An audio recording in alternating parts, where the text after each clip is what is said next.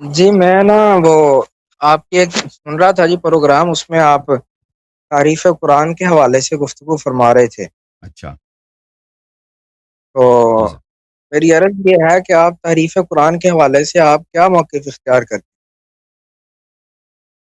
دیکھیں ہم میرے نزدیک قرآن اتنا ہی اہم ہے جتنا ہی سنت اہم ہے. سنت قرآن سے سنت کی اہمیت کم نہیں ہے، اور جتنا قرآن کے الفاظ اہم ہیں اسی طرح قرآن کے معانی بھی اہم ہیں.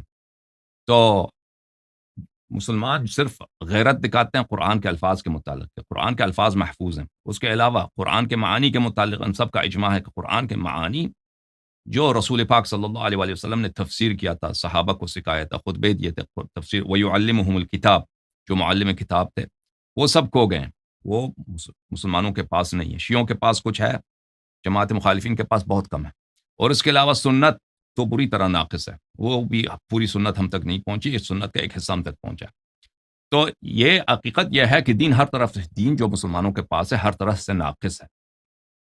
کیونکہ ہم مان بھی لیں کہ الفاظ قرآن اگر محفوظ بھی ہیں تو وہ الفاظ، ان الفاظ سے اگر جب تک ان کے معانی ہمارے پاس نہیں ہے جس طرح اللہ نے ارادہ کیا ہے.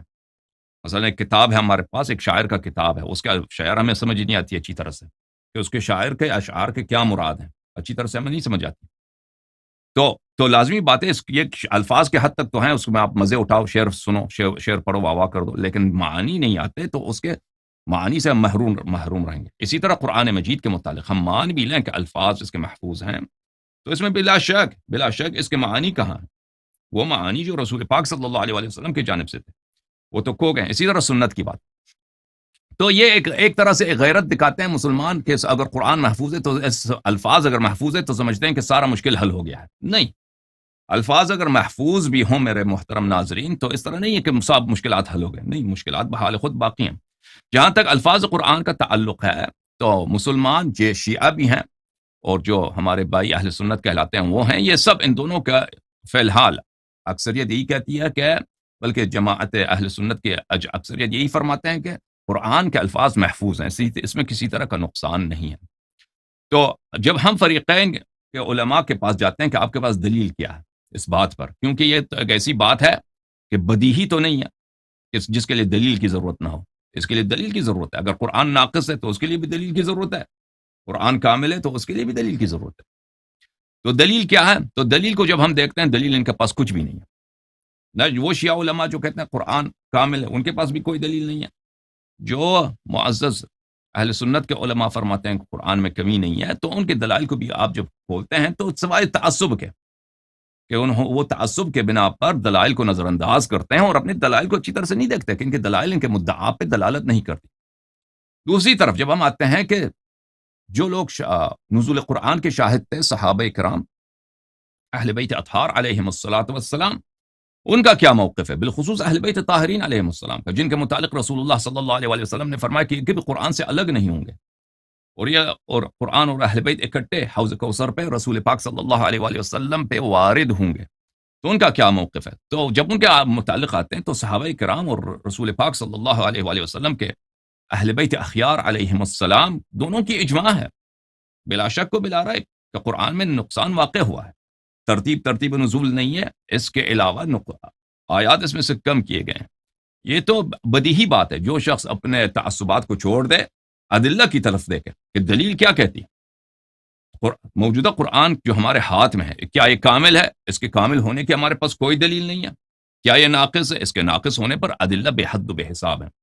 دونوں فریقین کے روایت اس مسئلے پہ نہ صرف کثیر اور صحیح ہیں بلکہ متواتر ہیں. جی سر، بسم اللہ کر. جی میں نے آپ کی گفتگو سنی ہے جی، اس میں سے دو باتیں مجھے نظر آئی ہیں جی.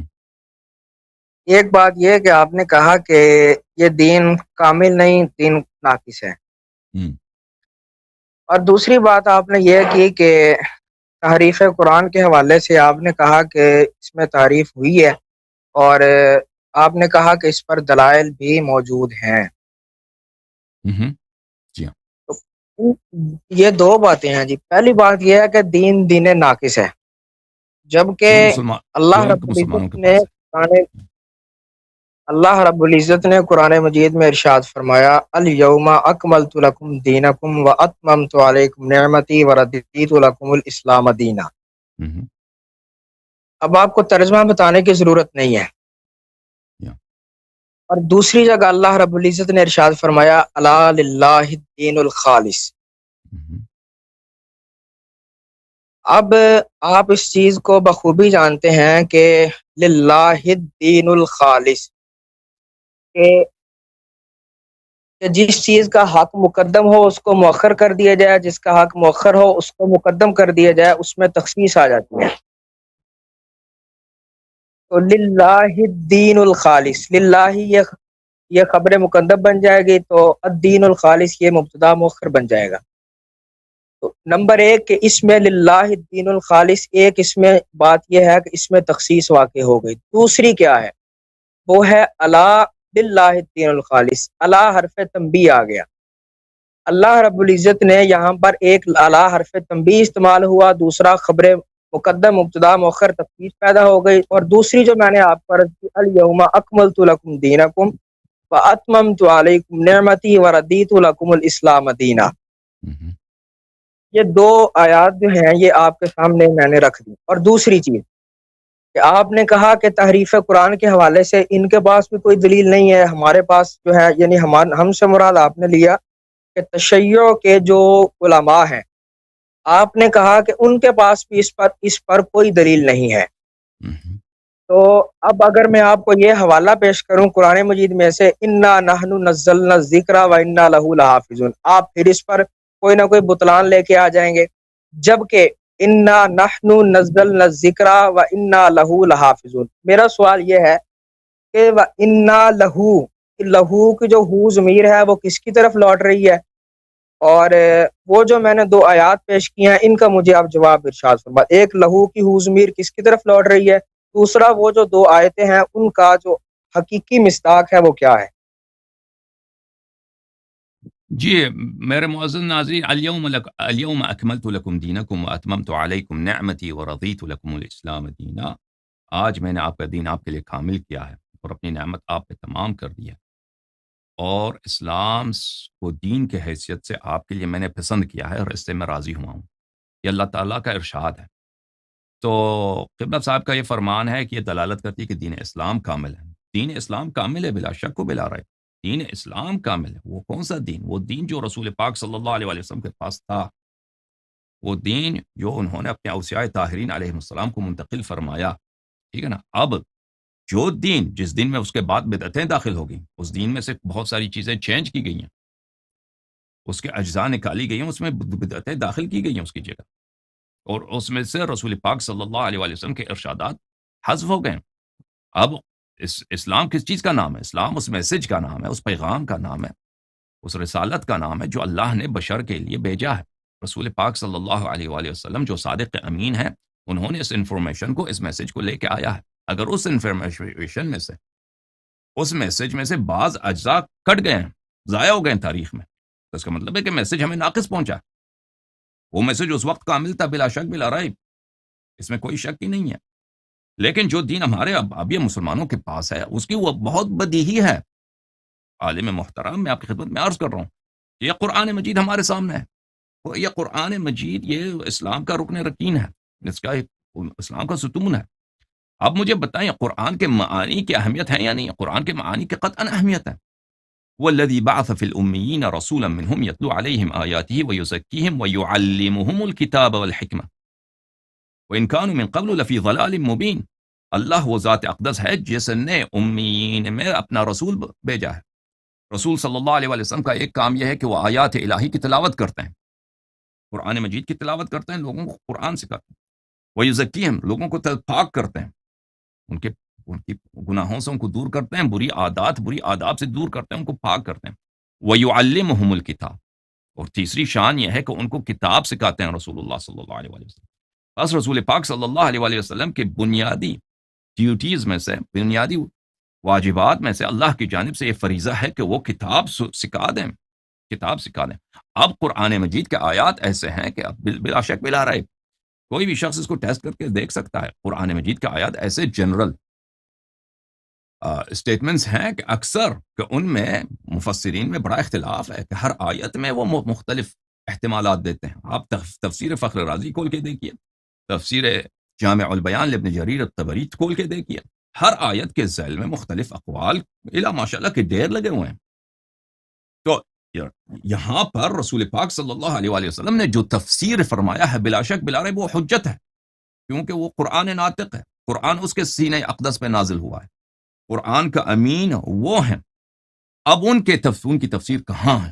انہوں نے تفسیر اگر نہیں کیا ہے تو اس کا مطلب ہے کہ وہ قرآن جھوٹ ہے, وہ یعلمہم الکتاب جھوٹ ہے. اگر انہوں نے تفسیر فرمایا وہ تفسیر کہاں ہے؟ ٹھیک ہے نا, اگر وہ تفسیر تو آپ دکھا نہیں سکتے, تو پتہ یہ چلا کہ جو انفارمیشن آیا ہے انفارمیشن میں نقصان واقع ہوا, انفارمیشن جو آیا وہ ہم تک نہیں پہنچا, میسج جو آیا اس میسج میں سے بہت سارے گٹ گئے. اسی طرح قرآن کے بعد بلکہ قرآن کے ہم پلہ سنت ہے, نبی کریم صلی اللہ علیہ وآلہ وسلم کی سنت ہے. وما ينطق عن الهوى ان هو الا وحی یوحى, نبی کریم صلی اللہ علیہ وآلہ وسلم کا کلام اقدس, ان کا فعل اسی طرح وحی ہے جس طرح قرآن کریم وحی ہے. یہ بھی وحی ہے. وحی کے دو اقسام ہیں, ایک وحی ہے قرآن مجید, دوسرا وحی ہے کلام رسول صلی اللہ علیہ وآلہ وسلم. تو کیا رسول پاک صلی اللہ علیہ وآلہ وسلم کے سارے احادیث ہم تک پہنچے ہیں؟ نہیں, بلا شک بلا ریب نہیں پہنچے ہیں, بلا شک بلا ریب نہیں پہنچے ہیں. آپ خود حنفی ہیں, آپ اپنے فقہ میں جا کر دیکھیے ابو حنیفہ صاحب کتنے, ان کے پاس کتنے احادیث ہیں, کتنے احادیث کے روح سے وہ فتوے دیتے ہیں؟ بہت ہی کم. اور وہ یہی کہا جاتا ہے کہ ابو حنیفہ صاحب کہتے تھے کہ احادیث بہت کم ہے, احادیث اسی لیے مجھے رائے کی ضرورت ہے, مجھے اجتہاد کی ضرورت ہے, مجھے قیاس اور استحسان کی ضرورت ہے. اسی لیے ان کو اہل رائے کہتے ہیں. اسی لیے ان سے بہت شدید اختلاف تھا اپنے زمانے کے محدثین, ان کے زمانے میں جو تھے ان میں بہت کشیدگی تھی ان کے اور ابو حنیفہ کے درمیان. تو لہذا اگر اس میسج میں کمی آ گئی, یہ ایک بدیہی بات ہے, ایک بدیہی بات ہے. الیوم اکملت لکم, اللہ نے دین کامل کر دیا. اگر بعد میں لوگوں نے, مسلمانوں نے اس میں نقصان پہنچایا, اس کو گٹھایا ہے, اس کو ضائع کر دیا, اس کو فراموش کر دیا ہے, تو اس میں اللہ کے اس کا کوئی, اللہ نے تو اہتمام کیا تھا, اللہ نے تو اپنے حبیب صلی اللہ علیہ وسلم پہ دین کامل نازل کیا تھا. حبیب صلی اللہ علیہ وآلہ وسلم نے اپنے اوصیاء طاہرین علیہ السلام کو کامل منتقل کیا تھا. تو اگر امت نے نبی صلی اللہ علیہ وسلم کے تعلیمات کو ضائع کر دیا, فراموش ہو گیا, کتب میں درج نہیں ہوئی, اور اوصیاء طاہرین علیہ السلام کو یکی بعد دیگر شہید کر دیا گیا, اس طرح اس انفارمیشن میں کمی آ گئی ہے, اس میسج میں کمی آ گئی ہے, یہ تو بالکل آپ تعصب کو چھوڑ دیں, آپ مجھے دکھانے کہ وہ کہاں ہے احادیث تفسیر کہاں ہے, رسول اللہ صلی اللہ علیہ وسلم کے خطبے کہاں ہیں, رسول اللہ صلی اللہ علیہ وسلم کے, آپ کے پاس کل 3400 احادیث ہیں ضعیف وغیرہ سب ملا کر, باقی احادیث کہاں ہیں؟ آپ کے علماء اس بات پہ, وہی تو بدیہی بات ہے کہ جتنے پرانے مثلا بخاری کے زمانے میں جتنے احادیث ہیں, احمد بن حنبل کے زمانے میں جتنے احادیث تھیں وہ ہمارے زمانے میں نہیں ہے. احمد بن حنبل سے پہلے جتنی احادیث تھیں وہ احمد بن حنبل کے زمانے میں نہیں. یہ تو وہ بدیہی بات ہے. صحابہ کے زمانے میں جتنی احادیث تھیں الا ماشاء اللہ, اور رسول پاک صلی اللہ علیہ وسلم کے صبح و شام وہ بیان کرتے تھے, افعال اقوال ان کے ہم تک نہیں پہنچے ہیں, تو یہ دین میں نقصان ہے, بلا شک بلا ریب یہ نقصان کا سبب ہے. تو الیوم اکملت لکم دینکم, دین کامل ہے. جی ہاں, وہ دین جو نبی صلی اللہ علیہ وسلم کے پاس تھا, جو رسول پاک صلی اللہ علیہ وسلم اس کی پرچار کرتے تھے. اس کا مطلب یہ نہیں کہ جو دین احناف کے پاس ہے, جو دین مالکیہ کے پاس ہے, جو دین ماتوریدیہ کے پاس ہے, جو دین اشاعرہ کے پاس ہے, جو دین آج مسلمانوں کے پاس ہے, یہ بھی اسی طرح جس طرح رسول پاک صلی اللہ علیہ وسلم کے زمانے میں تھا. اس کا کوئی, یہ ان دونوں میں بڑا تضاد ہے. پھر بھلے آیات آپ نے تلاوت فرمائی ہے سورہ مبارکہ زمر سے, اعوذ باللہ من الشیطان الرجیم, الا للہ الدین الخالص, دین خالص پیور دین اللہ کے کی ہے. للہ لام اگر ہم ملکیت کے لے لیں, پیور دین اللہ کی ہے, یا اللہ کی ہے, یا پیور دین خالص دین جس دین میں کسی قسم کی ملاوٹ نہیں ہے وہ اللہ کے لیے ہے. ٹھیک ہے, ہم مانتے ہیں اس کے منکر پہ لعنت, لیکن یہ کہاں پہ دلالت کر رہی ہے؟ جو دین مسلمانوں کے پاس ہے اس میں بدعت نہیں ہے. یہ آیت کہاں سے دلالت کر رہی ہے اس بات پر؟ یا اس کے سارے اجزاء وہی ہیں جو رسول پاک صلی اللہ علیہ وسلم کے زمانے میں تھی, تو اس کا کوئی آپس میں کوئی بنتا بھی نہیں ہے. اچھا, یہ ان کی آپ کا یہ بات, آپ کی دو جو آیت تلاوت کی ان کی جواب. اب آتے ہیں اس آیت کی طرف. بسم اللہ الرحمن الرحیم, انا نحن نزلنا الذکر وانا له لحافظون. میں اپنے محترم ناظرین سے استدعا کرتا ہوں کہ وہ خوب توجہ دیں ہماری باتوں پر. اگر ہماری بات سچ ہے تو مان لیں, کیونکہ حق بات کو ماننا یہ فریضہ اسلام یہی ہے, اسلام کہ حق بات کو مان لیا جائے. وبشر عباد الذین یستمعون القول فیتبعون احسنہ. بشارت دے دو، خوشخبری دے دو میرے ان بندوں کو جو بات کو سنتے ہیں اور اس میں سے جو بہترین قول ہے اس کی اتباع کرتے ہیں. تو اب آپ دیکھتے ہیں یہ آیت کو بار بار پڑھا جاتا ہے کہ انا نحن نزلنا الذکر وانا له لحافظون، ہم نے ذکر نازل کیا اور ہم اس کی حفاظت کرتے ہیں. تو اس کے متعلق پچھلے پروگراموں میں کافی بات ہو چکی ہے. اب ان کا سوال یہ ہے کہ لہو کی ضمیر کس کی طرف پلٹتی ہے. مجھے جواب دے. میں کہتا ہوں میرے لیے مبہم ہے، میرے لیے مبہم ہے. انا نحن نزلنا الذکر وانا له لحافظون میرے لیے مبہم ہے کہ یہ ضمیر کس کی طرف پلٹتی ہے. کیونکہ اگر رسول پاک صلی اللہ علیہ وسلم کی کوئی حدیث ہوتی یہ ضمیر قرآن کی طرف پلٹتی ہے یا ان کی اپنی ذات اقدس کی طرف پلٹتی ہے یا کسی اور چیز کی طرف پلٹتی ہے تو واضح ہوتا کہ یہ کس کی طرف پلٹتی ہے. لیکن کوئی حدیث نہ ہوتے ہوئے یہاں پر مفسرین کے اقوال آپ کے سامنے ہم نے پیش کیے ہیں. اس آیت میں کوئی اس طرح کوئی واضح بات نہیں ہے کہ یہ حتماً ذکر کی طرف پلٹتی ہے، اور ذکر سے بھی مراد حتماً قرآن مجید ہے. تو یہ آپ کی خدمت میں عرض ہے. اور اس کے علاوہ آپ بخاری میں جو جمع قرآن کی حدیث ہیں، ایک حدیث نہیں ہے، کئی مقامات پر ہے. وہ زید بن ثابت والی روایت کہ پہلے تو جناب عمر خلیفہ ثانی چلے گئے خلیفہ اول کے پاس اور عرض کیا کہ یمامہ میں بہت سارے قراء شہید ہو چکے ہیں، تو آپ جو ہے مجھے ڈر ہے قرآن ضائع ہو جائے، تو آپ قرآن کو جمع کریں. تو خلیفہ اول نے یہی کہا کہ جب یہ کام رسول پاک صلی اللہ علیہ وسلم نے نہیں کیا ہے تو میں کیسے کروں. تو انہوں نے اصرار کیا، ان کے اصرار پر خلیفہ اول مان گئے اور انہوں نے زید بن ثابت کو بلایا اور زید بن ثابت سے کہا کہ تم یہ ڈیوٹی تم سنبھال لو تاکہ قرآن ضائع نہ ہو جائے، کیونکہ بہت سارے لوگ مارے گئے ہیں اور بھی ہو سکتے ہیں آئندہ مارے جائیں. تو زید بن ثابت نے یہی کہا کہ جس کام کو رسول پاک صلی اللہ علیہ وسلم نے انجام نہیں دی ہے وہ میں کیسے انجام دوں. تو بہت انہوں نے اصرار کیا تو انہوں نے مان لیا. یہ بخاری میں کئی مقامات پر ہے، ایک مقام پر نہیں. کہنے کا مقصد یہ ہے کہ اگر ایسی بات ہوتی کہ سپر نیچرل طور پر، خارق عادت طور پر، اعجاز کے طور پر اللہ تعالیٰ مثلا غیب سے قرآن کی حفاظت کرتا ہے اور اس میں کوئی کمی بیشی ہو ہی نہیں سکتی، تو یہ ابو بکر عمر کو یہ جو کہنے کی یہ ان کی بات ہی خلاف قرآن ہے. ان کی یہ بات ہی خلاف قرآن ہے کہ بھئی ایک چیز کو اللہ نے جب ذمہ داری لے لی کہ میں حفاظت کروں گا، ٹھیک ہے نا، اللہ تعالیٰ اس قرآن کے حافظ اللہ تعالیٰ ہیں، تو صحابہ جتنے سب قتل ہو جائیں، قاری سب مر جائیں. اللہ تعالیٰ نے جب ذمہ لیا، اللہ تعالیٰ کو قراء کی ضرورت ہے یا صحابہ کی ضرورت ہے. تو لازمی بات ہے کہ وہ اس آیت کی یہ تفسیر سے ناواقف ہیں. یہ تفسیر جو آپ بتاتے ہیں کہ اللہ نے ذمہ داری قبول کی ہے کہ میں قرآن کی حفاظت کروں گا، یہاں پر آپ ہمیں کوئی حدیث دکھائیں کہ یہ قرآن کا اس آیت کا مطلب یہی ہے کہ آپ کے جو امام ہے ابو بکر صاحب ہیں، عمر صاحب ہیں اور زید بن ثابت، اور وہ بھی جمع قرآن کے معاملے پر، اس ٹاپک پر، کسی اجنبی ٹاپک پر نہیں، اسی وقت وہ نہیں، بالکل ان کا یہ موقف نہیں ہے کہ ہماری ڈیوٹی نہیں بنتی ہے. اللہ تعالیٰ تو اس کو غیبی صورت میں، اعجاز کی صورت میں، کرامت اور سپر نیچرل طریقے سے اس کی حفاظت کرے گا، ٹھیک ہے نا. وہ بالکل طبیعی اسباب کے قائل ہے کہ اگر ہم نے جمع کیا، حفظ کیا تو قرآن محفوظ رہے گا. ہم نے جمع نہیں کیا، حفظ نہیں کیا، تو جیسے ابھی قاری بہت سارے مارے گئے اور بھی اگر سب مر گئے تو بہت سارا قرآن ضائع ہو جائے گا. اور یہ نص الفاظ ہیں ابو بکر کے اور عمر کے، بخاری میں نص الفاظ یہی ہیں کہ اگر ہم نے جمع نہیں کیا تو یہ ضائع ہو جائے گا، ٹھیک ہے نا. جی بسم اللہ.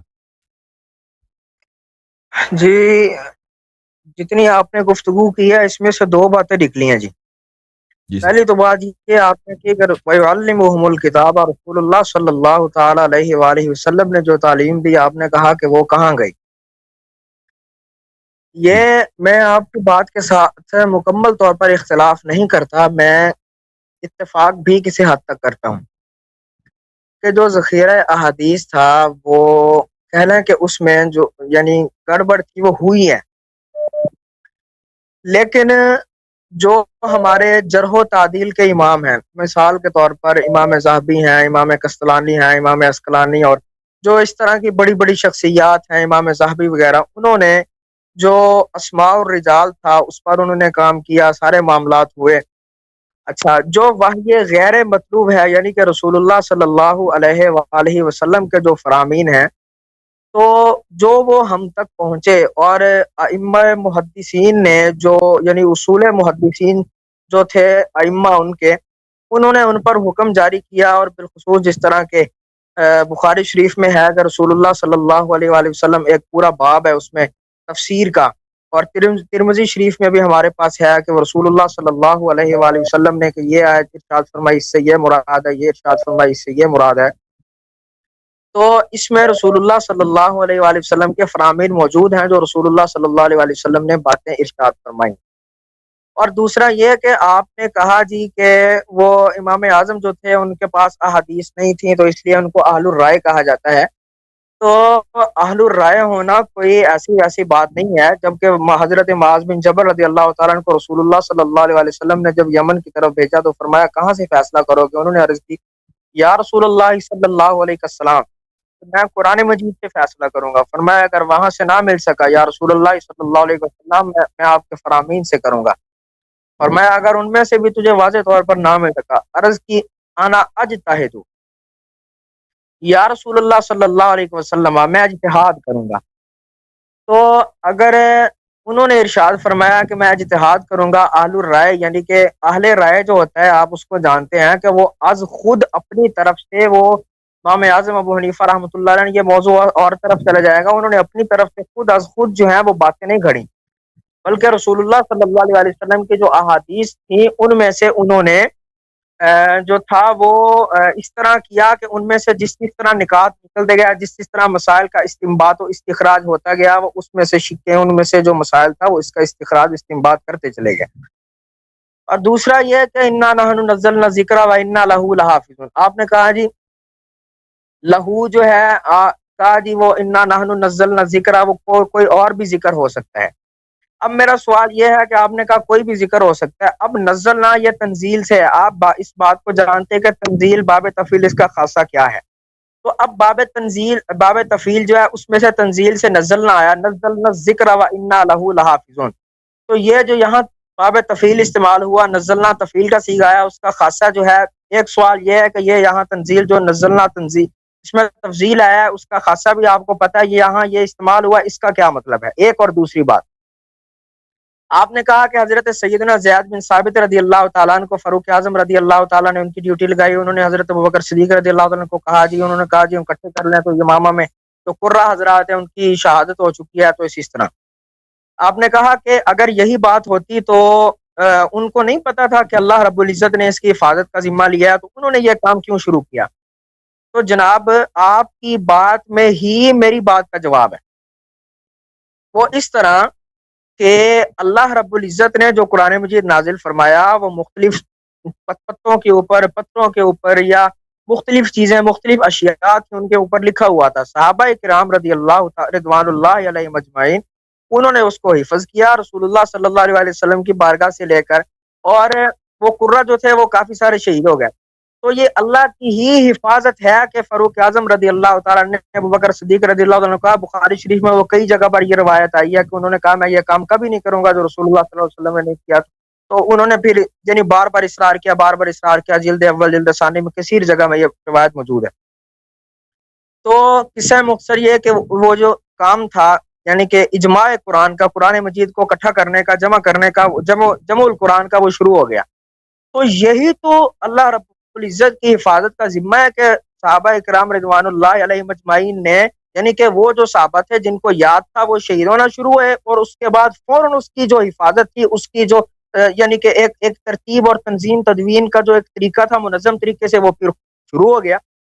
ایک اور دوسری بات، آپ نے کہا کہ ہمارے پاس دین جو ہے وہ ناقص پہنچا، دین تھا کامل لیکن ہمارے پاس دین ناقص پہنچا۔ اب سوال یہ ہے کہ یہ جو الیوم اکملت لکم دینکم والی آیت ہے، یہ رسول اللہ صلی اللہ علیہ وسلم نے غدیر خم کے موقع پر یہی ارشاد فرمایا، پہلے الیوم اکملت لکم دینکم والی ارشاد فرمائی، پھر آپ نے خطبہ حجۃ الوداع کے موقع پر ارشاد فرمایا من کنت مولا فعلی مولا فاز، مختلف و روایات کے الفاظ ہیں۔ اب یہ دونوں جو تھیں وہ ایک جگہ پر، ان ایک حدیث رسول صلی اللہ علیہ وسلم اور دوسری قرآن مجید کی آیت رسول اللہ صلی اللہ علیہ وسلم نے ان دونوں چیزوں کا ایک جگہ پر ذکر فرمایا۔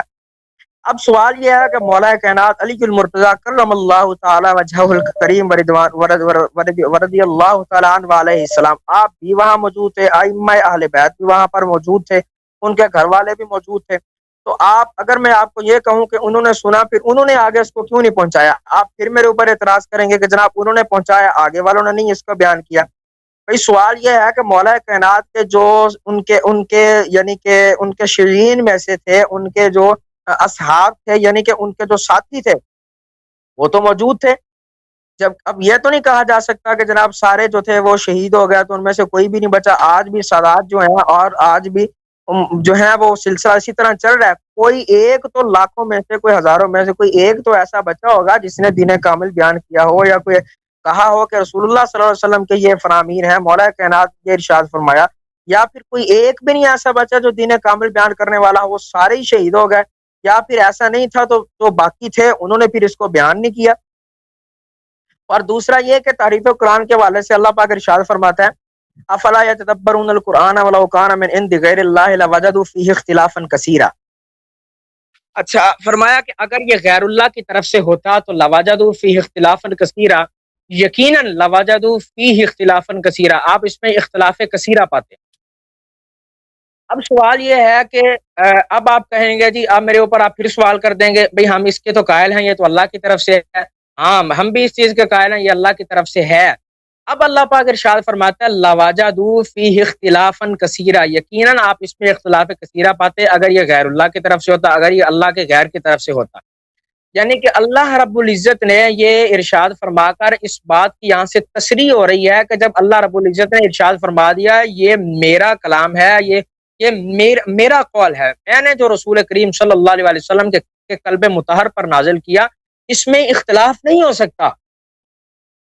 جب اس میں اختلاف نہیں ہو سکتا، فی اختلافاً کثیرہ، جب یہ اللہ کے غیر کی طرف سے ہے ہی نہیں تو اس میں اختلاف کیسا؟ آپ کہیں گے جی پھر اس میں تعریف ہوئی، بعد میں ہوا، پہلے ہوا، ایسے ہوا، ایسے ہوا۔ پھر وہاں جو میں نے انا نحن نزلنا ذکر کا جو آپ نے کہا کوئی بھی ذکر ہو سکتا، تو پھر وہاں پر جو باب تفصیل استعمال ہوا اس کا کیا مطلب ہے؟ میری بات مکمل ہو گئی؟ آپ کی بات مکمل ہو گئی؟ جی جی میرے معزز ناظرین، ہمارے فاضل محاور نے، شریک گفتگو نے قبول فرمایا ہے کہ احادیث میں کمی واقع ہوئی ہے، لیکن وہ کہتے ہیں کہ بعض میں محدثین نے زحمت کی ہے، محققین نے زحمت کی ہے، تو ان کے زحمتوں کے بدولت احادیث کے پہچان میں کہ حدیث صحیح ہیں یا ضعیف ہیں ان میں مدد ملتی ہے۔ میرے معزز اچھا معذرت کے ساتھ ایک چھوٹی سی ایک میری بات رہ گئی، اور اگر آپ یہ ارشاد فرماتے ہیں کہ جناب وَيُعَلِّمُهُمُ الْكِتَابَ، وہ تمہیں قرآن مجید کی جو یعنی یہ کتاب جو ہے اس کی تعلیم دیتے ہیں ان کو، تو آپ نے کہا جی وہ پھر بتائیں جی کہاں وہ حدیث میں آیا کہ یہ ارشاد فرمایا، یہ ارشاد، بلکہ ہماری ایک تفسیر ہے اضواء البیان تفسیر القرآن بالقرآن۔ ایک تو وہ قرآن مجید کی قرآن سے تفسیر لکھی ہے، اور دوسرا تفسیر ہے جو در منصور ہے امام جلال الدین سیوطی رحمۃ اللہ علیہ کی، وہ تقریباً اسی پہ ہے کہ قرآن مجید کی آیت آتی ہے اور اس کے ساتھ اس کے جو ہے وہ ضمن میں رسول اللہ صلی اللہ علیہ وسلم کی حدیث شریف آ جاتی ہے کہ حضور اسلام کا اس کے بارے میں یہ قول ہے۔ جی تھینک یو سر۔ تو ان کا کہنا یہ ہے کہ ہمارے پاس کچھ احادیث ہیں، اور ابھی آپ نے ان کی بات سنی، تو میرے معزز یہاں پہ دو باتیں ہیں کہ وہ احادیث جو تفسیر قرآن میں ہیں وہ کہاں ہیں۔ میں نے عرض کی خدمت میں قرآن کے الفاظ جتنے اہم ہیں اس کی زیادہ اہمیت قرآن کے معانی کے ہیں، کہ کوئی بھی کتاب ہو اس کے معانی کی زیادہ اہمیت ہوتی ہے الفاظ کے مقابلے میں۔ الفاظ ایک ذریعہ ہے، ایک پل ہے، آپ کو منتقل کر دیتا ہے معانی کی طرف، اصل تو مطلب معنی میں ہے، معنی اس طرح سے ہمیں پہنچے کہ اس میں کسی قسم کا اختلاف نہ ہو، ابہام نہ ہو، واضح ہو، جس طرح اللہ نے ارادہ کیا وہ اللہ کا میسج ہم تک پہنچ جائے۔ اس کا سب سے بہترین بیان کرنے والا کون ہے؟ بلا شک بلا ریب رسول اللہ صلی اللہ علیہ وسلم، کیونکہ ان کا کام ہی یہی ہے کہ تعلیم قرآن دے دیں۔ تو یہ فرماتے ہیں کہ ہمارے پاس در منثور میں وہاں پر ہمارے پاس احادیث موجود ہیں۔ ملاحظہ فرمائی اسی در منثور کے لکھنے والے ہیں جناب سیوطی، یہ کتاب الاتقان فی علوم القرآن تعلیف عبد الرحمن السیوطی، بیروت میں 2008 میں کتاب چھپی ہے۔ یہاں پہ صفحہ نمبر 552 میں فی معرفت شروط المفسر و آدابہ، نمبر 78 میں یہاں پہ کہ انسان اگر قرآن کی تفسیر کرنا چاہے تو قرآن کی تفسیر کے لیے اس کے پاس کیا مآخذ ہیں۔ فرماتے ہیں کہ سب سے پہلا،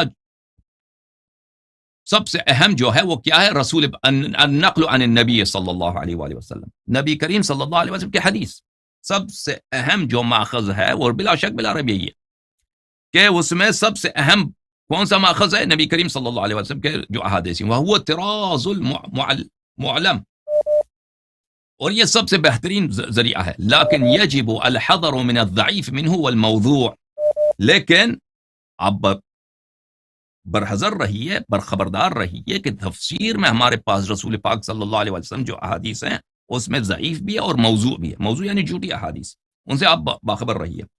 فإنه كثير، یہ بہت زیادہ ہے، ضعیف اور موضوع بہت زیادہ ہے. ولہذا قال احمد نے اسی لیے فرمایا ثلاث کتب لا اصل لها، تین ایسی چیزیں ہیں، تین ابواب ہیں روایات میں جن کی کوئی اصل نہیں ہے، جن کی کوئی اسانید نہیں ہے. وہ کیا ہیں؟ المغازی، ایک مغازی ہیں جو سیرہ رسول صلی اللہ علیہ وسلم ہیں، جنگیں ہوئی ہیں، اس کے احادیث کے کوئی سند نہیں ہے. دوسرا ہے ملاحم، الملاحم والفتن، یعنی جو رسول پاک صلی اللہ علیہ وسلم کی پیشین گوئیاں ہیں، انہوں نے جو اخبار دی ہیں کہ آخر الزمان میں آئندہ میں کیا باتیں واقع ہوں گی، اس میں بھی احادیث سب ضائع ہو چکی ہیں، اس کی کوئی سند نہیں. اور تیسری کیا؟ وہ تیسری تفسیر ہے. یہ احمد ابن حنبل ہے، یہ کوئی چھوٹا آدمی نہیں ہے، یہ بخاری کا بھی استاد ہے، مسلم کا بھی استاد ہے، تمام کتب اربعہ کے ان سب انہی سے حدیث اخذ کیا انہوں نے. وہ فرماتے ہیں کہ تفسیر میں اس کے کوئی ہمارے پاس سند نہیں ہے. اچھا، پھر اس کے بعد کہتے ہیں کہ احمد ابن حنبل کے شاگردوں نے کہا ہے کہ ان کے مراد یہ ہے کہ ان کے غالب کے اسناد نہیں ہے. غالب ہمارے پاس جو احادیث ہیں تفسیر میں اس کے اسانید نہیں ہے.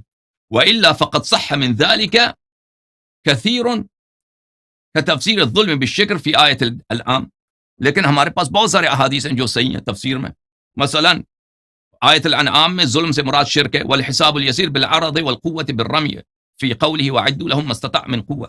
اور ایک دوسرا مثال ہے کہ سورہ مبارکہ انفال میں وعدوا لهم ما استطعتم من قوة، اس سے مراد یہ ہے کہ تیر اندازی میں رسول پاک صلی اللہ علیہ وسلم سے حدیث ہے کہ تیر اندازی میں آپ آمادہ ہو جائیں، اس سے مراد یہ ہے. اچھا، دو مثالیں دے دی. اس دو مثالوں کے بعد قلتوس جناب سیوطی فرماتے ہیں الذی صح من ذلك قلیل جدا، فرماتے ہیں کہ بات غلط ہے کہ ہمارے پاس تفسیر میں احادیث زیادہ ہیں.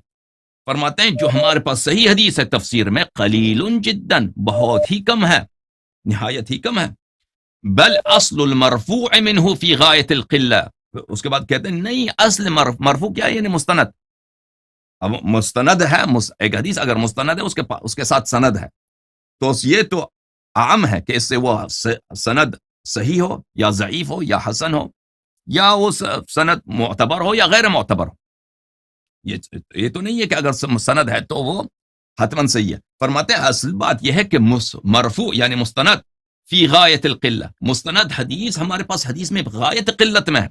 وَسَأَسْرِدُهَا كُلَّهَا آخر الكتاب انشاءاللہ تعالی، اور میں اس کتاب کے آخر میں ان سب کا ذکر کروں گا.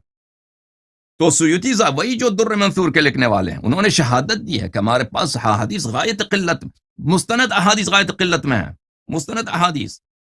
اور اس میں صحیح کتنے ہیں؟ صحیح تو بہت ہی کم ہے، وہ ان کا خود اپنا کہنا ہے، ٹھیک ہے نا. تو آپ یہ ان دو باتوں میں خلط نہ کیجئے کہ بھئی در منصور میں اگر روایت، در منصور کھول کے دیکھیے، در منصور میں کتنے روایت ہیں رسول پاک صلی اللہ علیہ وسلم سے؟ نہایت ہی کم. در منصور 8 جلدوں پر ہے اور موٹی موٹی جلدیں ہیں، لیکن اس وہ اقوال اکثر تابعین کے اقوال ہیں، صحابہ کے بھی اقوال اس میں کم ہیں، صحابہ کے اقوال بھی اس میں کم ہے، اکثر اس میں تابعین کے اقوال ہیں اور تابع تابعین کے اقوال ہیں. وہ اس میں رسالت پناہ صلی اللہ علیہ وسلم کے احادیث نہیں. پھر سیوطی صاحب جیسے انہوں نے وعدہ دیا تھا کہ میں ان احادیث کا جو رسول پاک صلی اللہ علیہ وسلم سے مروی ہے تفسیر میں، ان کا ذکر کروں گا، ان سب کا ذکر کروں گا. وہ سب کا ذکر کرتے ہیں. اور یہاں پر صفحہ نمبر 569 کے آخر میں یہاں سے کہتے ہیں کہ میں یہاں سے شروع کرتا ہوں سورۃ الفاتحہ سے. سورۃ الفاتحہ میں کتنی احادیث ہیں، اسی طرح چلتے جاتے ہیں. اچھا، صفحہ نمبر 570 سے ان کی بات شروع ہوتی ہے اور ان کی انتہا ہوتی ہے صفحہ نمبر 590 کے لگ بھگ، صفحے نمبر 590، یعنی کل 20 صفحے کے لگ بھگ. ہذا ما حضرنی من التفاسیر المرفوعہ، یہ میرے پاس ہے جو تفاسیر ہمارے پاس رسول پاک صلی اللہ علیہ وسلم سے، المصرح برفعها صحیحها وحسنها وضعیفها بل ومسندها ومعضلها ومرسلها ومعضلها. یہ ہمارے پاس سب احادیث ہیں، کل 20 صفحے ہیں، کل 20 صفحے ان کے احادیث ہیں ان کے پاس تفسیر میں رسول پاک صلی اللہ علیہ وسلم. ان میں صحیح بھی ہے، اس میں صحیح بھی آ جاتا ہے، اس میں حسن بھی آ جاتا ہے، ضعیف بھی آ جاتا ہے، مرسل اور معضل سب آ جاتے ہیں اس میں. 20 صفحے آپ کے پاس تفسیر ہے، تفسیر حدیث میں تفسیر میں حدیث ہے آپ کے پاس. تو پھر یہ بالکل میرا موقف بالکل درست ہے، بلا شک بلا ریب، کہ قرآن کے معانی آپ سے کھو گئے. آپ کے پاس قرآن کے معانی نہیں. اور آپ کیوں کہ آپ رسول پاک صلی اللہ علیہ وسلم کے بعد کسی ایسے شخص کا قائل نہیں ہے جو رسول پاک صلی اللہ علیہ وسلم کے علوم کا حامل ہو. تو آپ کا یہ موقف ہے کہ بس یہی ہے جو بخاری مسلم سے بڑی کتب احادیث میں جو لکھی یہی علم ہمارے پاس، اس کے علاوہ کوئی علم کا باب ہی مسدود ہے. آپ کو اس بات کے تو قائل نہیں ہے کہ رسول پاک صلی اللہ علیہ وسلم کے بعد ان کا ایسا وسیع ہے، ہر دور میں ان کا ایسا وسیع جو سارے ان علوم کا حامل ہیں جو رسول پاک صلی اللہ علیہ وسلم کے بعد پاس ہے. تو اس کا مطلب یہ ہے کہ آپ کا دین قیامت تک ناقص ہے. کیا قیامت تک ناقص ہے؟ یہ کیا ہے؟ یہ قرآن کے متعلق، یہ قرآن کا جزو ہے. کیا چیز؟ وہ یعنی قرآن کے معانی جو آپ سے کھو گئے ہیں، ضائع ہو چکے ہیں، یہ آپ کے پاس نہیں ہے. ختم، قیامت تک دین ناقص ہی ناقص، اس کا کوئی چارہ آپ کے پاس نہیں ہے. اب چاہے جتنا یہاں پہ آپ اپنے مشائخ کے ساتھ، اساتید کے ساتھ میٹنگ رکھیں، اس کا جواب آپ کے پاس نہیں ہے. اچھا،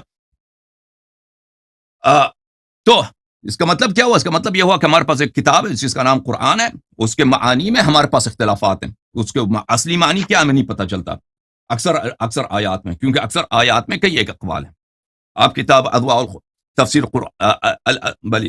البیان فی تفسیر القرآن بالقرآن اس میں بھی دیکھیں، اس میں بھی اقوال بہت زیادہ ہیں. سب تفاسیر میں اقوال ہی اقوال ہیں، احتمالات ہی احتمالات. اچھا، اس کے بعد آتے ہیں سننا، وہ اس احادیث کی بات، احادیث قولیہ اور فعلیہ جو مثلا تفسیر میں نہیں ہے، وہ بھی آپ کے پاس نہایت ہی کم ہے. اب وہ بھی آپ کے پاس نہایت ہی قلت میں ہے. اور آپ جو فرماتے ہیں نا کہ مشائخ نے محنت کیا کہ ہمیں رجال حدیث سے پتہ چل جاتا ہے کہ اس میں سے معتبر کون سی حدیث ہے، غیر معتبر کون سی ہے. تو میرے محترم ناظرین، اس بات کو اچھی طرح سے یاد رکھیے. اب کبھی اور اس موضوع پہ بات کریں گے انشاءاللہ تبارک و تعالی. جب یہ حضرات فرماتے ہیں کہ حدیث صحیح ہے، اس سے مراد یہ نہیں ہے کہ حدیث یہ قطعی الصدور ہے. حدیث ظنی الصدور رہتا ہے، ظنی الصدور رہتا ہے. یعنی جو حدیث صحیح بھی ہو، یعنی بخاری کا حدیث ہے، مسلم کا حدیث ہے، یا سنن ترمذی کی حدیث ہے، وہ احادیث ظنی الصدور رہتی ہیں. البتہ یہ ان کا عقیدہ یہ ہے کہ اگر ایک حدیث اس کے سب رجال ثقات ہوں تو یہ حجت ہوا کرتی ہے، یہ حجت ہوا کرتی ہے. اس کی دلیل کیا ہے؟ وہ آیے نفر سے لیتے ہیں، فلولا نفر من كل فرقة منهم طائفة ليتفقهوا في الدين. کہتے ہیں یہ آیت دلالت کرتی ہے کہ اگر ایک حدیث کے سارے رجال ثقات ہوں تو وہ حجت ہوا کرتی ہے. لیکن یہ سب محل بحث ہیں، یہ سب بلکہ مردود ہیں، یہ باتیں غلط ہیں. اچھا، تو قرآن کے الفاظ کے متعلق جو آپ استدلال کر رہے ہیں نا، قرآن کے الفاظ کو ہم مان بھی لیں، اس کے معانی کے متعلق، اور پھر سنت قولیہ اور فعلیہ جو غیر قرآن سے متعلق ہے، مثلا نماز کے متعلق ہے، وضو کے متعلق ہے، باقی امور زندگی، امور دین و دنیا کے متعلق ہے، وہ احادیث آپ سے کھو گئی ہیں. جیسے احمد بن حنبل نے فرمایا کہ ہمارے پاس تو مغازی میں کوئی حدیث ہے ہی نہیں، ملاحم میں تو کوئی حدیث ہے ہی نہیں. تو اسی طرح باقی امور میں بھی آپ کے حدیث بہت کم ہے. اچھا، پھر آپ نے کہا کہ ہمارے پاس جو ہے رائے جو ہے اس کی ایک ہمارے پاس اصل ہے، کیونکہ حدیث میں ہے کہ اجتہاد کرنی چاہیے. تو میرے معزز ناظرین، جس حدیث کا انہوں نے حوالہ دیا ہے وہ کہ حدیث معاذ بن جبل کی ہے، جو وہ یمن جاتے ہوئے ان سے مروی ہے. ملاحظہ فرمائیے، ضعیف سنن الترمذی تالیف محمد ابن عیسیٰ ابن ثورہ الترمذی، اور تحقیق کس کی؟ محمد ناصر الدین الالبانی کی، چھاپ الریاض. یہاں پر صفحہ نمبر 124 میں اسی حدیث کی بات ہے.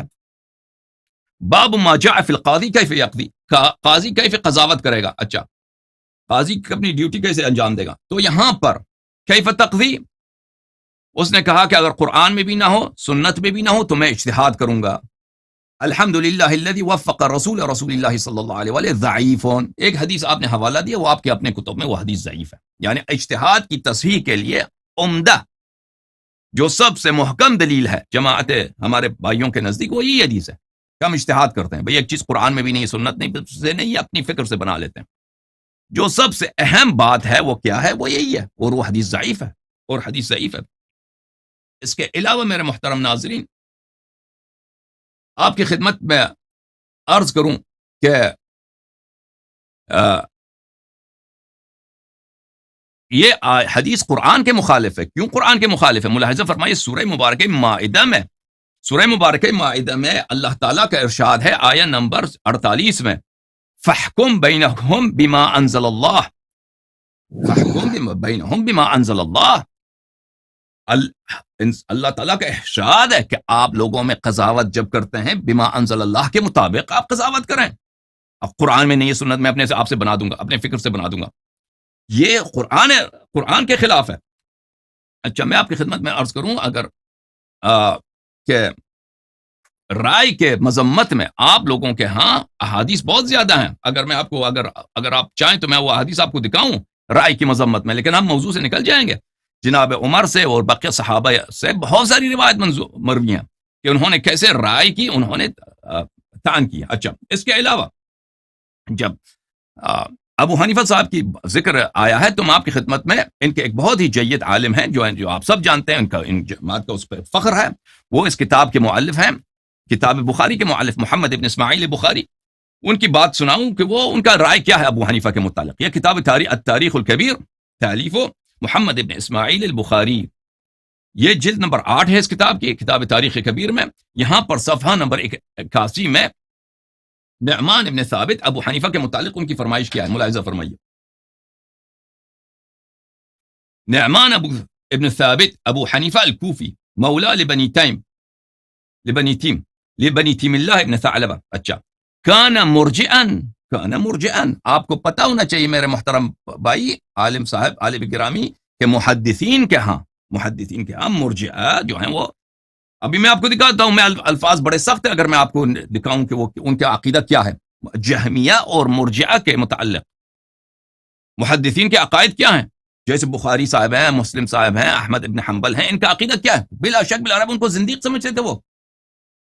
وہ تصریح فرماتے کان مرجئن, یہ مرجئی تھا, سکتوا عنہ وعن رائیہ وعن حدیثہ, سکتوا عنہ, اس کو قابل ذکر نہیں سمجھا ہے, اس کے اجتہاد کو بھی قابل ذکر نہیں سمجھے, اور اس کے احادیث کو بھی کوئی اعتبار نہیں ہے.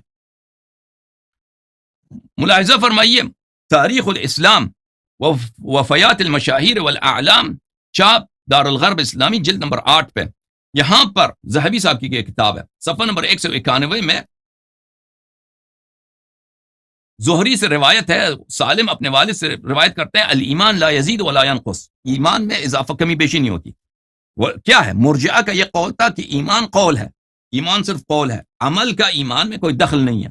آپ نماز نہ پڑھیں تو جب تک آپ نے شہادتین پڑھی ہے تو آپ مومن ہیں. اچھا تو اس حدیث کو زہری سے نقل کیا گیا رسول پاک صلی اللہ علیہ وسلم سے. ابو العباس ابن سراج کہتے ہیں, ابو ابن سراج کہتے ہیں, شہدت ابا عبداللہ البخاری ودفع الیہ کتاب محمد ابن کرم, اس کو یہ حدیث دکھایا گیا محمد ابن اسماعیل بخاری کو. فكتب على ظهر کتابی, اس نے اپنے خط سے کتاب میں لکھا, من حدث بهذا استوجب الضرب الشدید والحبس الطویل, جس کا یہ عقیدہ ہو جو اس حدیث کو نقل کرے وہ مستحق ہے کہ اس کو بری طرح سے مارا جائے اور اس کو بہت طویل عرصے تک جیل میں رکھا جائے. کتاب السنہ لابی بکر احمد ابن محمد ابن یزید الخلال, متوفى سنہ 311. یہاں پر یہ ملاحظہ فرمائے جلد نمبر 5 میں, یہاں پر ذکر جہمیہ اور مرجئہ کے متعلق, یہاں پر اس صفحے میں احمد ابن حنبل سے روایت کرتے ہیں, اذا عرف ربه بقلبه وان لم تعمل جوارحه يعني فهو مؤمن وهذا كفر ابلیس قد عرف ربه بقلبه فقال رب بما اغويتني. احمد ابن حنبل کے متعلق جہمیہ اور مرجئہ کا یہ قول ذکر کیا گیا کہ ایمان تو صرف دل میں ہوتا ہے, عمل کا کوئی تعلق ہی نہیں ایمان میں. تو اس نے کہا کہ یہ ابلیس والی کفر کی بات, یہ وہی کفر ہے جس میں ابلیس اس میں کافر ہوا ہے. اچھا ابن تیمیہ نے اپنے مختلف کتب میں, کم از کم اس کے ایک کتاب میں یہ موجود ہے کہ بخاری کی جو بخاری صاحب کی کتاب الایمان جو ہے وہ سارا کا سارا رد ہے مرجئہ پر.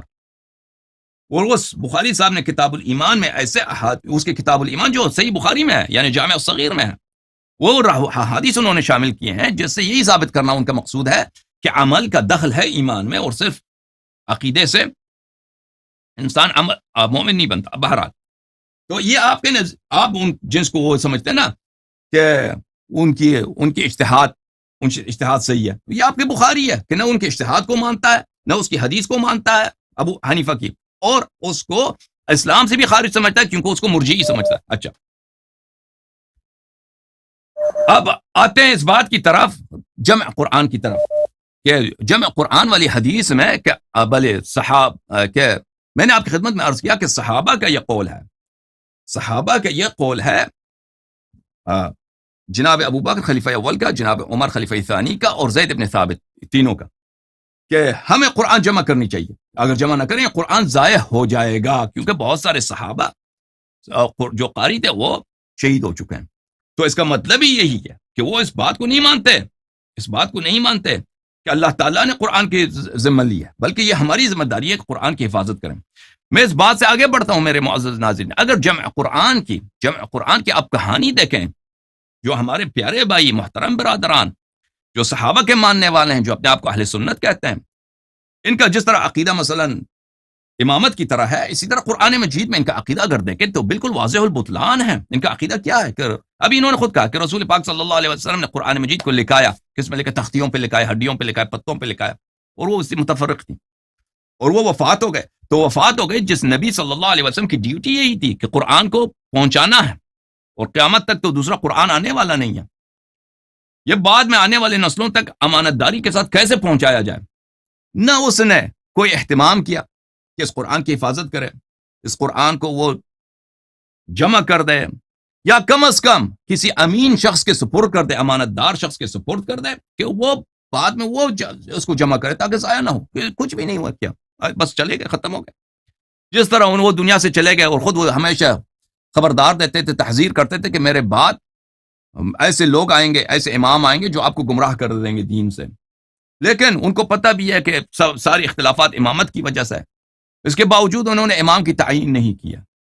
دین میں بدعات وارد ہوئی اسی لیے کہ دین میں امامت میں اختلاف آیا، تبھی دوسرے مسائل پہ اختلاف اس کی فرع ہے، تو اس کے باوجود انہوں نے امام تعین نہیں کیا۔ اسی طرح قرآن مجید کے متعلق، یعنی آپ کا عقیدہ جو ہے، آپ کا جو موقف ہے قرآن مجید فرقان حمید کے متعلق، یہ سب سے پہلا طعن ہے کس پر؟ رسول اللہ صلی اللہ علیہ وسلم پر، اور اس سے بڑھ کر اللہ تعالیٰ پر، کہ اللہ تعالیٰ نے کیوں ایسا اہتمام نہیں کیا؟ کیوں نبی کریم صلی اللہ علیہ وسلم اتنا قیمتی میسج اللہ کی جانب سے لے کر آ رہے ہیں، قرآن مجید اور اس کے معانی، اس کے محفوظ رہنے کے لیے کوئی اہتمام نہیں کیا، کچھ بھی نہیں کیا، ختم بات۔ میرے معزز ناظرین ملاحظہ فرمائیے، میں آپ کی خدمت میں دکھاؤں کہ بخاری کی جو روایت ہے وہ یہ ہے، صحیح بخاری چاپدار احیاء التراث العربی، یہاں پر صفحہ نمبر 831 میں ملاحظہ فرمائیے، یہ جب پہلی دفعہ جب عمر صاحب آئے تھے، جناب عمر خلیفہ ثانی آئے تھے خلیفہ اول کے پاس، تو انہوں نے کہا تھا ان القتل لقد استحر یوم الیمامۃ بالناس، یمامہ کے جنگ میں بہت سارے لوگ مارے گئے ہیں، وانی اخشى ان يستحر القتل بالقراء، اور مجھے یہ خوف ہے کہ مزید قاری جو صحابہ قرآن کی تلاوت جانتے ہیں وہ مزید قتل ہو جائیں، شہید ہو جائیں، فی المواطن، دوسرے مقامات پر، دوسرے جگہوں، فیذهب کثیر من القرآن، اور اس کا نتیجہ یہ ہوگا، مجھے جو ڈر ہے کہ بہت سارا قرآن ضائع ہو جائے گا، ٹھیک ہے نا، یہ اس کے الفاظ ہیں۔ آپ کے نزدیک ابو بکر عمر یہ دونوں سب صحابہ سے افضل ہیں، آپ کہتے ہیں یہ اسپیشل اسٹوڈنٹ ہے رسول پاک صلی اللہ علیہ وسلم کا، اور یہ سب سے افقہ تھے، تفسیر میں، علم میں سب سے آگے تھے، تو کیا وہ ایسا خلاف قرآن عقیدہ رکھ سکتے ہیں؟ آپ مجھے بتائیں، کیا مثلا ایک شخص جو عام مسلمان ہے خلاف قرآن عقیدہ رکھ سکتا ہے؟ نہیں رکھ سکتا۔ ایک عام مسلمان خلاف قرآن عقیدہ رکھنا کفر ہے۔ اگر اس آیت کا یہی مفہوم ہے کہ اللہ تعالیٰ قرآن کی حفاظت کرے گا، تو عمر صاحب کیوں فرماتے ہیں کہ مجھے یہی ڈر ہے کہ بھئی یہ قاری لوگ مارے جائیں گے اور بہت سارا قرآن ضائع ہو جائے گا، فَيَذْهَبَ قُرْآنٌ كَثِيرٌ، بہت سارا قرآن ضائع ہو جائے گا۔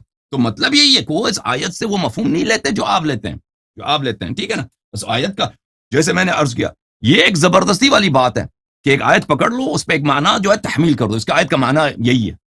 کیوں آپ انصاف نہیں کرتے کہ ہمیں نہیں معلوم؟ بلی انا نحن نزلنا الذکر وانا له لحافظون، ہاں کس کی طرف پلٹتا ہے؟ اچھا، اب مان بھی لینا لہو لحافظون کہ اللہ تعالیٰ نے قرآن کی حفاظت کیا، تو میں آپ کی خدمت میں عرض کرتا ہوں کہ آپ کی کتب میں تو بہت سارے آیات ہیں جو ضائع ہو چکے ہیں، مثلا حروف 7 ہیں، قرآن کے حروف 7 ہیں، آپ اس کے متعلق ہمیں دکھائیں۔ ابو بکر سے پہلے امیر المؤمنین علیہ السلام نے قرآن جمع کیا تھا، زید بن ثابت سے پہلے، یہ تو آپ کی کتب میں صحیح سند کے ساتھ ثابت ہے کہ امیر المؤمنین علیہ السلام نے قرآن جمع کیا تھا، تو آپ ہمیں دکھائیں امیر المؤمنین علیہ السلام کا مصحف کہاں ہے ان کی؟ اگر اللہ نے ذمہ لیا ہے کہ میں قرآن کی حفاظت کروں گا، تو امیر المؤمنین علیہ السلام تو زید بن ثابت سے بہت زیادہ عالم ہے. آپ کو یہ اس میں تو کوئی بات ہی نہیں ہے کہ ان سے بہت زیادہ عالم ہے قرآن میں اور بقیت دین کے ہر جہت میں. تو ان کی مصحف کہاں ہے؟ ہمیں دکھائیں وہ مصحف، آپ ہمیں بتائیں. یہ آپ کی کتب میں موجود ہے کہ انہوں نے قرآن جمع کیا تھا. اچھا، صحیح سند کے ساتھ ثابت. اس کے علاوہ متواتر احادیث آپ کے صحیح نہیں، متواتر احادیث میں حروف سبعہ ہیں، وہ ہمیں دکھائیں کہ وہ کہاں ہیں. اچھا، آپ نے کہا کہ رسول اللہ صلی اللہ علیہ وسلم شیعہ موقف کیا ہے عزیزو؟ شیعہ موقف یہ ہے کہ دین سراسر کامل ہے، دین سراسر کامل ہے. جو دین ابھی شیعوں کے پاس موجود ہے، جتنا ہمیں ضرورت ہے اتنا ہمارے پاس ہے. ائمہ اطہار علیہم الصلوۃ والسلام نے بہت محنت کے ساتھ اپنے شیعوں کو پرورش دی، اپنے محدثین کو اپنے دور میں پرورش دی. حضرت امام محمد باقر علیہ السلام، حضرت امام جعفر الصادق علیہ الصلوۃ والسلام نے اپنے دور میں، ان کے بعد بقیہ ائمہ اطہار علیہم الصلوۃ والسلام نے اپنے صحابہ کی پرورش کی اور ان کو کتب لکھا دیے، اور وہ امر کرتے تھے کہ لکھو. ان کے اصحاب سب مصنف تھے، مؤلف تھے، ہزاروں کی تعداد میں انہوں نے کتابیں لکھی. تو ہمارے پاس تفسیر قرآن میں احادیث بہت زیادہ ہیں الحمدللہ رب العالمین، معصومین سے. اور اسی طرح دین کے تمام ابواب میں، بالخصوص توحید میں، بالخصوص میعاد میں، بالخصوص رسول اللہ صلی اللہ علیہ وآلہ وسلم کے صفات اقدس میں، اور اسی طرح ابواب دین میں، طہارت میں، صلاۃ میں، صوم و زکوٰۃ اور بقیہ ابواب حلال و حرام میں ہمارے پاس احادیث روایات بہت زیادہ ہیں. تو ہم نہیں کہتے کہ جتنا علم رسول پاک صلی اللہ علیہ وسلم کے پاس تھا وہ سب ہمیں پہنچا، نہیں، لیکن جتنی ہمیں ضرورت ہے اتنا ہمیں پہنچا ہے. اتنا حد تک پہنچا ہے کہ ہمیں اجتہاد کرنے کی ضرورت نہیں ہے، ہمیں رائے کی استفادہ کرنے کی ضرورت نہیں، اپنے سے حکم بنانے کی ضرورت نہیں ہے. ہمیں پہنچا الحمدللہ رب العالمین. اور اسی لیے شیعوں کا حجج بہت قوی ہے. اچھا، تو آپ سے جو سوال عرض ہے کہ آپ کا موقف یہ ہے کہ اللہ نے قرآن کی حفاظت کا ذمہ لیا ہے. الحمدللہ، ٹھیک ہے، مان لیتے ہیں. اور صحابہ نے بھی اس کا مقصد بھی یہی ہے کہ اللہ حفاظت کرے گا، یعنی صحابہ حفاظت کریں گے. تو صحابہ نے اگر یہ تو کوئی حدیث، کوئی روایت تو نہیں ہے، آپ کی صرف اپنی وہ استنباط ہے.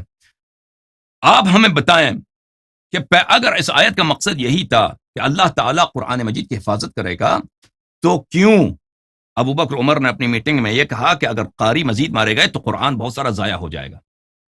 کیا ان کے لیے جائز تھا کہ وہ اللہ کے حکم کے خلاف اظہار رائے کر دیں، اللہ کے قرآن مجید کے خلاف ایک عقیدہ رکھیں؟ کیا ان کے لیے جائز تھا؟ یا اس آیت کا مفہوم ہی کچھ اور ہے؟ انا نحن نزلنا الذکر وانا لہ لحافظون. اس کا مطلب یہ ضروری طور پہ نہیں ہے کہ اللہ نے قرآن کی حفاظت کا ذمہ لیا ہے. ٹھیک ہے نا؟ اچھا، پھر ہمیں اس سوال کا جواب دے دیں کہ قرآن کے معانی کے احادیث تو آپ کے پاس ہے نہیں. قرآن کے الفاظ اگر سب کے سب محفوظ بھی ہوں، ایسا مثلا ایک شعر کی کتاب ہے ہمارے پاس، تو اس کے معانی میں پتہ نہیں چلتا خاص طور پہ کہ معنی کیا ہے، تو اس شعر کا فائدہ کیا ہے؟ شعر کا فائدہ کیا ہے؟ اسی طرح قرآن مجید جو معانی، جو مفاہیم رسول پاک صلی اللہ علیہ وسلم سے تھی، کل تو آپ کے پاس 20 صفحے ہیں، کل 20 صفحے ہیں. اس میں سے اکثر ضعیف، اس میں خرافات، اسرائیلیات الا ماشاء اللہ بہت زیادہ ہیں. وہ تو آپ کے پاس ہے نہیں. اس کو یہ تو پھر کیوں آپ ادعا کرتے ہیں قرآن ہمارے پاس کامل ہے؟ پھر اس کے علاوہ اگر قرآن کے الفاظ کامل ہیں، ان سوالات کا آپ نوٹ کیجئے، جواب دیں. حروف سبعہ میں دکھا دیں. بسم اللہ کریں. فاروق حیدر صاحب.